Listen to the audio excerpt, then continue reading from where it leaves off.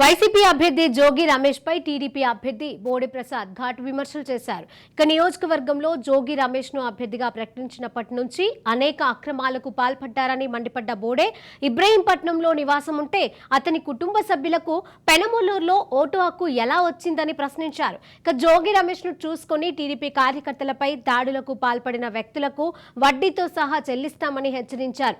వైసీపీకి expire date దగ్గర పడిందని, జూన్ 4 తర్వాత అసలైన గేమ్ మొదలవుతుందని బోడే అన్నారు.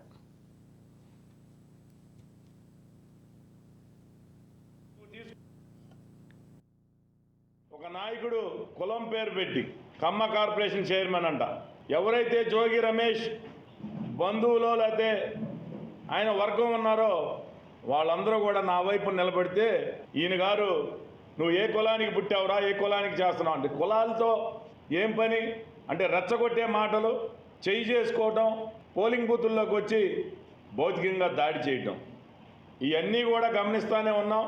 నువ్వు కానూరులో పెద్ద పిస్తావేం కాదు.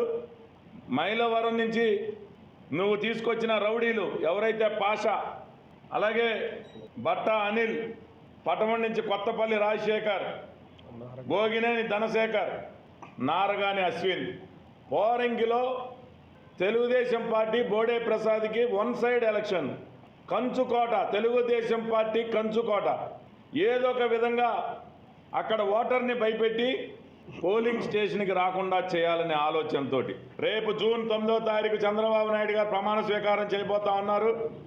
ఎవరైతే వాళ్ళకి సహకరించిన పోలీస్ అధికారులు ఉన్నారో, ఎంతటి వారైనా సరే వాళ్ళ మీద చర్యలు తీసుకుంటాం. ఈరోజు నీ అధికారాన్ని అడ్డం పెట్టుకొని ఎవరైతే విర్రవీగారో వాళ్ళ పరిస్థితి ఏ విధంగా ఉంటుందో నేను హెచ్చరిస్తా ఉన్నా.